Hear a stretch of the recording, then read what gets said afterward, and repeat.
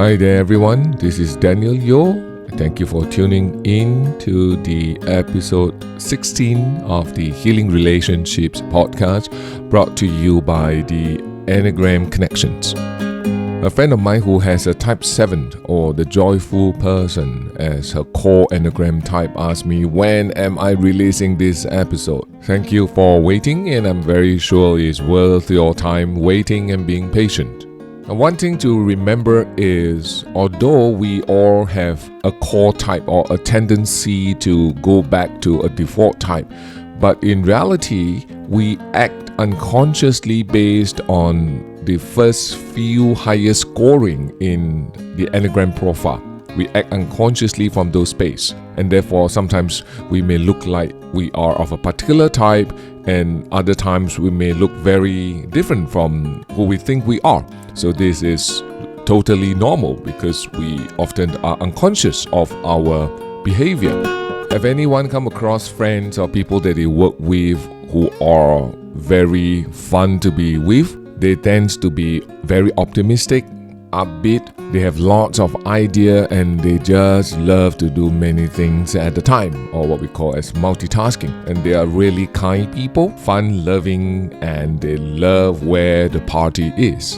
If so, you may be looking at the Enneagram Type 7, or what we call as the enthusiast or joyful person. Let's talk about the motivation of the Type 7, the enthusiast. They want the world to be more happy, to be more joyful.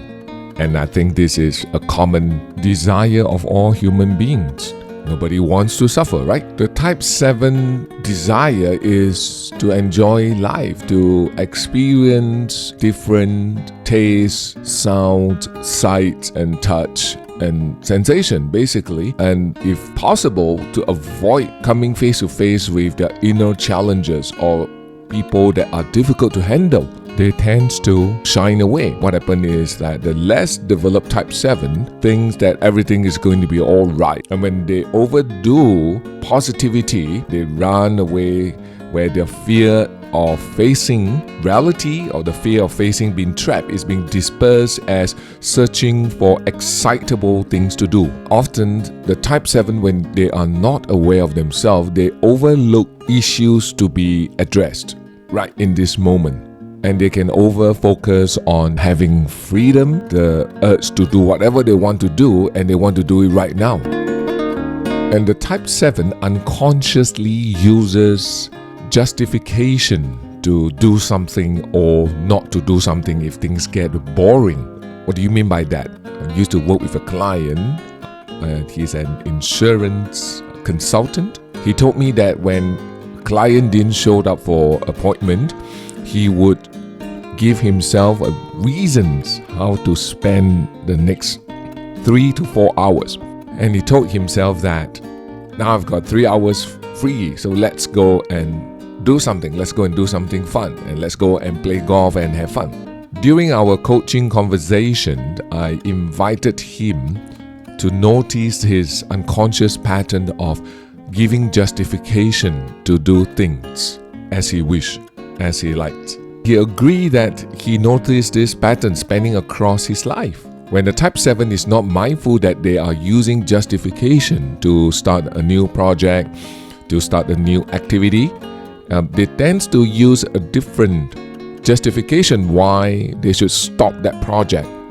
Now, the reason is when that project is becoming challenging, when they have to deal with the reality of putting in a lot of hard work when things are not as fun as they think, so they justify why they should bail out from the project which they so eagerly started.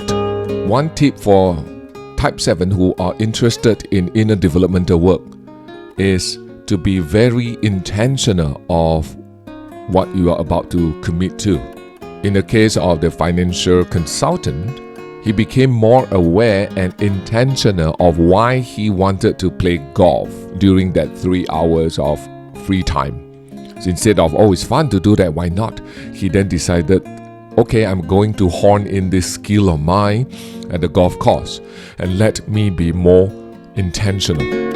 Remember that the Enneagram inner developmental work is about seeing those unconscious mental patterns, those emotional patterns, those reactivity that has been driving our life in an unconscious way. Make them more conscious and then work on them to go against those habits a step at a time. Initially, it might be a little bit challenging, but what I strongly recommend is go and study the Enneagram.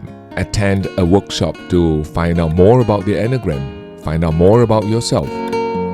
Okay, we've come to the end of today's episode. Thank you very much for tuning in and hope to see you soon one day in our Enneagram workshop in Malaysia and Singapore. Bye now.